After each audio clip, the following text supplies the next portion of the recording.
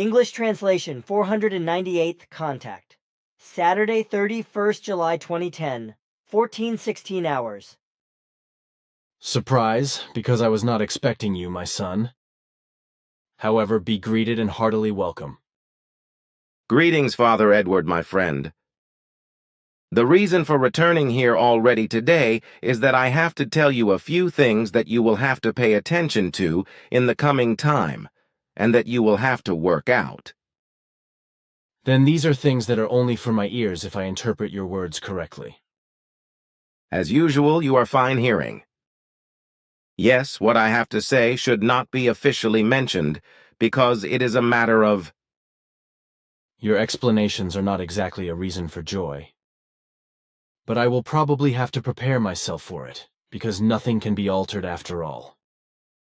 And although it hits me deeply, I won't let anything show and I won't talk about it. It's not pleasant for me either because I feel connected to you. Never mind, dear friend, I now have the cognizance and should be able to deal with it. So, we don't have to talk about it any further, because dropping more words would only make the matter worse. Therefore, I would like to turn to other things and ask a question. Of course. Time and again, especially recently, I am asked about the Library of Alexandria, which was destroyed by a major fire, and in which about 800,000 valuable scrolls with scientific records were burnt. Many of the writings were snatched by the Vatican before the library was maliciously set on fire. What can you say about it? As you know, Alexandria's library was the largest with the most handwritten records at that time. In fact, it housed around 800,000 very valuable scientific scrolls. The scientific handwritings, however, fell victim to an unprecedented wave of destruction during antiquity. Everything was destroyed in the 4th century by the delusion of the Christianity. This, when the aim was to destroy everything that did not fit into the Christian belief. These Christian belief delusion-based destructions took not only place regarding the Library of Alexandria in ancient Egypt, but also everywhere in Asia Minor, in the direct Roman Empire and in Greece, etc., where as a whole all libraries were destroyed and burnt down. In Rome alone, there were about 30 public bibliothecas and a very large number of private libraries and collections of writings which fell victim to Christian delusion. That which altogether was completely destroyed in wide sections of Rome, Asia Minor, and Greece, and so forth, according to our annals, amounts to about 1,241,700 natural science scrolls. Many of these handwritten texts described very valuable medical cognitions and techniques, besides actual technical inventions, which, if these records and plans had been preserved, would have led to the human beings of Earth conquering the outer space and settling on other planets already more than 200 years ago. Furthermore, by the Christian destroyers, 2,028 and 300 scrolls with political, literary, and poetic written works were eliminated or stolen and incorporated into the new Christian Church. All the works of antique academics and masters thus disappeared from public knowledge and fell into oblivion. Everything disappeared as if it had never existed, and just as if the Earth humans no longer knew how to use their thoughts, no longer gained cognitions, and no longer made inventions. And all this only because the mighty of the new Christian Church let destroy, burn, and eliminate everything that could not be reconciled with their Christian belief delusion. Thus not only were all bibliothecas, collections and libraries of non-Christian culture radically made to disappear, but also all non-Christian temples, synagogues, houses of God, and houses of prayer were declared blasphemous and were just as completely destroyed as all the valuable old handwritings with all the very important notes for the progress and the development of the Earth humans. The scrolls were not only berated as godless and blasphemous, but it was also forbidden under severe punishments to read the recorded texts. Even the private homes were searched by the Christian henchmen, and if any scrolls were found during the search, they were burned publicly, and their owners held to account in an evil way. This also happened in the year 367 AD in Alexandria, when the local bishop Athanasius ordered such raids on houses, whereby bloody punishments were also carried out for non-Christian owners of writings, which partly also cost human lives. In the year 391 AD in Alexandria, even a deadly hunt against owners of non-Christian writings was brought into being, to which a larger number of human beings fell victim. In the year 409 AD, Emperor Constantine issued a decree by which mathematical scientists were also punished with the death of incineration if they did not themselves publicly burn their mathematical notes and they did not renounce mathematics. Ultimately, only a few writings were preserved that were well hidden at the risk of the owners' lives. It was not until the 15th century that they were rediscovered, and it was not even 0.5% of what originally existed of what was destroyed by the Christian belief delusion and belief fanaticism. But also the remaining writings suffered a defeat. Because the Christian fanatics were, of course, still concerned about destroying the ancient, important knowledge they regarded as contrary to the Christian belief delusion. The mighty ones of the new Christian church feared the knowledge recorded in the scrolls, like the plague and the devil, because they knew very well that their entire web of lies of their new religion would collapse like a house of cards, as a result of the public disclosure of all the important notes.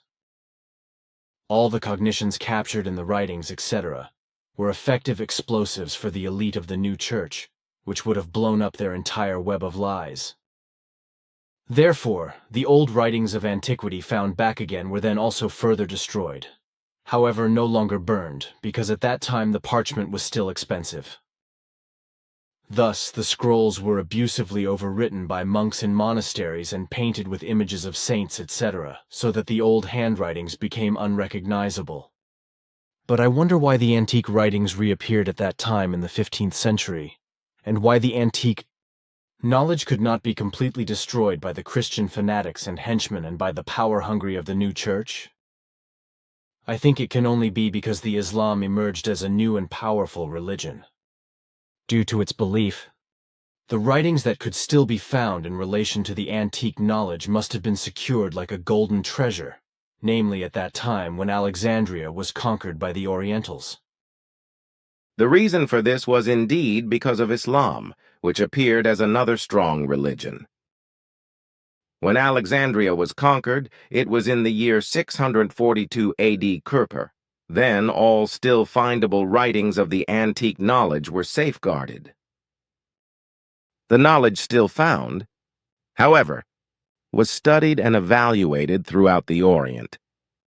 Consequently, a tremendous developmental boost emerged, through which the knowledge for centuries exceeded that of Europe, and thus the knowledge of Europeans by far.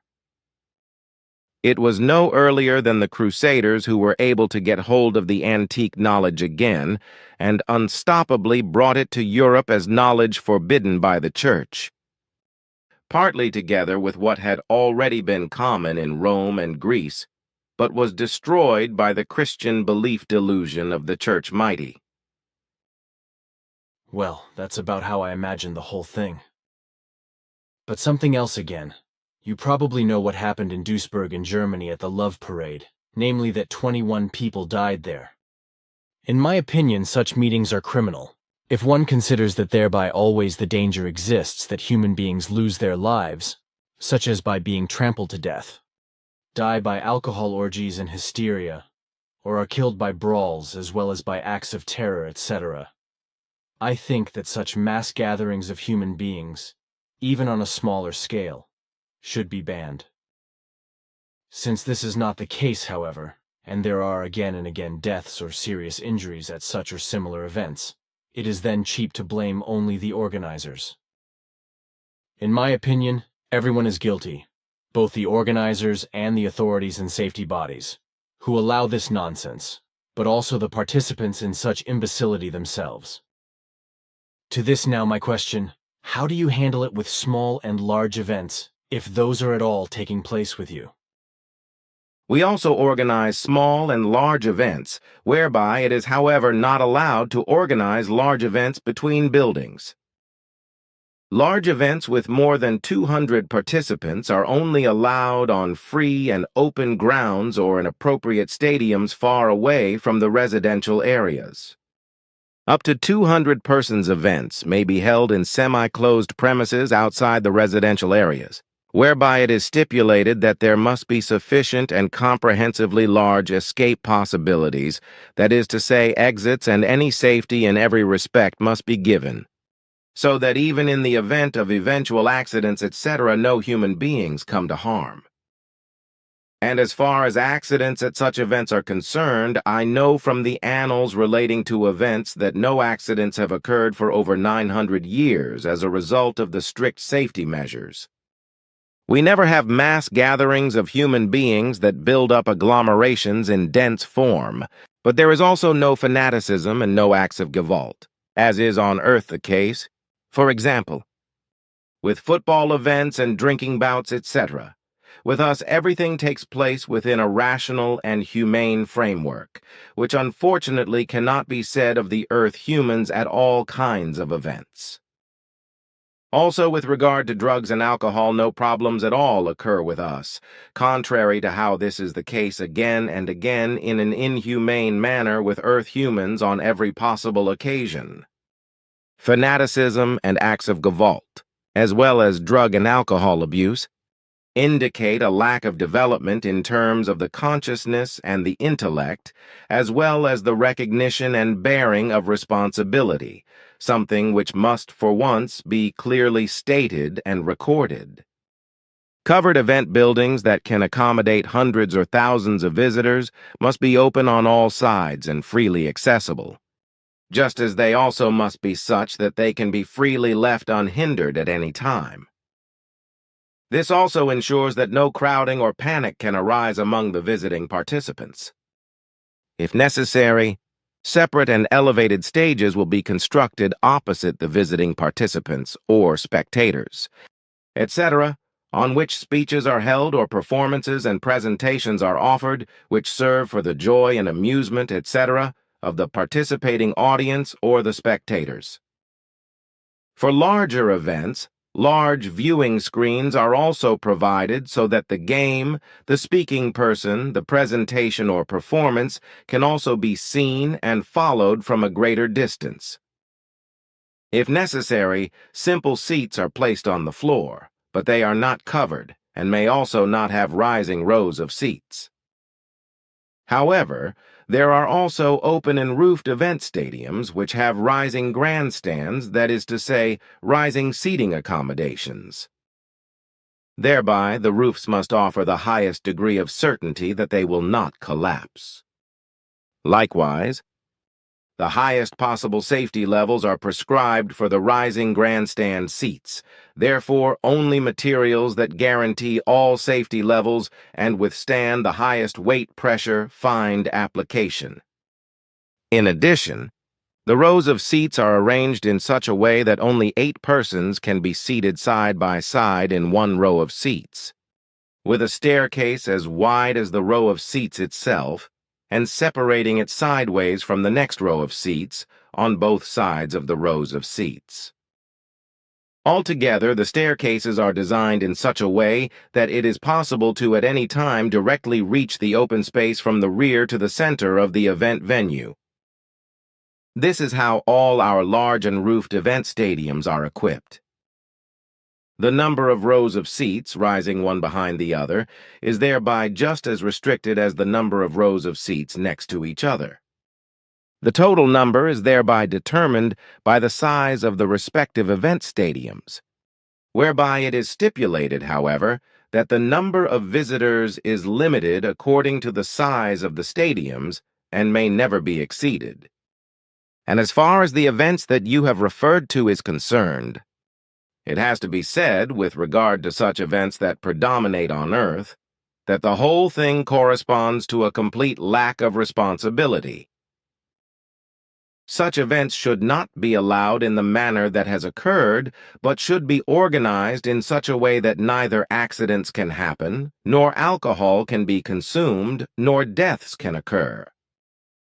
Anyone who merely endorses, participates in, organizes, or permits such events becomes guilty of death, accident, excess of drugs or alcohol on the part of the event participants. With that, I have to confirm your point of view. Such safeguards should also apply all around the Earth. But something else. The year 2012 simply causes many human beings headaches, as they are afraid. Because all those idiots who connect the end of the Mayan calendar with a doomsday catastrophe prophesy the end of the world. To this end, the cycle of solar activity, which has so far failed to materialize and should have been noticeable for a long time, is also referred to. However, this activity only starts slowly, and that causes anxiety in many human beings. Can you in that respect perhaps give a short explanation in simple language, which will also be understood by laymen? What you say about the cycle of solar activity is indeed true, because inside the sun, a process of change takes place that affects not only the sun itself and its activity, but also the Earth, its moon, and the whole Sol system. Like the sun, the moon dies too and collapses to a certain extent.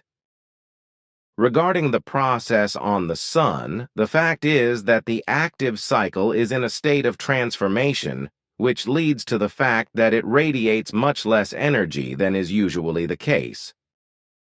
The activity takes place to a much lesser extent than is usual, which can lead to various effects on the Earth and which can stretch over decades.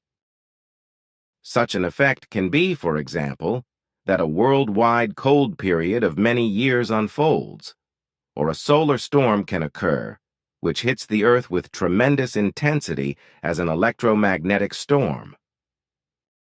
This would then have an unimaginable impact on Earth's infrastructure, because the magnetism could, under certain circumstances, cause all communication and navigation systems and the entire function of all satellites and electrical power stations, as well as all transmission networks of all kinds worldwide, to collapse, because everything would be overloaded to the greatest possible extent. In today's age of mechanization, the effects would therefore be catastrophic, which would also be the case if a cold period of several years were to break out, if there were to be radical changes worldwide, and if famines as a result of harvest failures, etc., were to occur. And if the last winter with its great cold and also the present cold summertime is taken into account for explanation, then this could be a sign of an unusually cold time, which announces itself by the slowed down and changing solar activity. But this is not yet certain, because the activity can also suddenly increase and bring, at least for the years 2012, 2013, and 2014, enormous magnetic storms, which, as I already said, could cause catastrophic consequences on Earth for both mankind and nature. These would then have many times worse effects than the last enormous solar storm in the year 1859, which hit the Earth and already at that time caused the world communication network to collapse. In the present time, when the still very vulnerable forms of technology in terms of communication, navigation, entertainment, medicine and information, etc., which, as you once rightly said, are still in their infancy, such a breakdown would be particularly serious, because all forms of this Earth-human technology are still extremely vulnerable and sensitive. And if this breakdown scenario would crash on the Earth by enormous solar storms, then true gigantic currents of electrons would rain down on the Earth from the sun, whereby electric currents would be caused, that is to say, induced. This means that currents and voltages in electrical conductors would be generated by moving magnetic fields. This could result in short circuits in a continuous sequence, and thus in many years of power failures, etc. Assuming this scenario were true, the entire food and drug industries, water supply, and worldwide communication would come to a standstill. However, what I am here saying and explaining does not correspond to any prophecy or prediction. Instead, the whole only reveals possibilities that may become reality under certain circumstances if either one or the other arises. The coming years will show what is really going to be, but we have not researched them foresightedly, hence I have in this respect also no predictions to state. What you have explained is completely enough to understand everything. What is perhaps also worth mentioning is the fact mentioned in the Contact Report's Conversation with Quetzal, Volume 5, 219. Contact Report of 16th June 1987, page 361, and Conversation with Ptah, Volume 7, 251. Contact Report from the 3rd of February 1995, pages 328-340, that the SOL, that is to say our system sun, is a dying star. The symptoms of dying of our sun are, among other things, that it is steadily becoming smaller, thus shrinking, but also that it is undergoing ever more internal physical transformations and exhibits weaker activities. If I remember correctly, we have also talked privately about these things, whereby you said that the earthly astronomical and astrophysical scientists have fallen for a huge erroneous assumption, with their estimate that the sun would still have a lifespan of 5 to 5,500 million years. In reality, I remember you saying, the remaining lifespan of our sun would be only 1.5 thousand million, or at most 2.5 thousand million years. That is correct. I have given these details in accordance with our very precise clarifications and the cognitions attained. Thanks. Recently we talked about the stromatolites from which the material life emerged. However, what we have said does not explain that the stromatolites too must have originated from some life forms. Of course this is correct, because the origin of the stromatolites can be found in other original life forms deep inside the Earth. We are talking about tiny life forms that have existed since your times in extreme inner Earth conditions deep in the planet.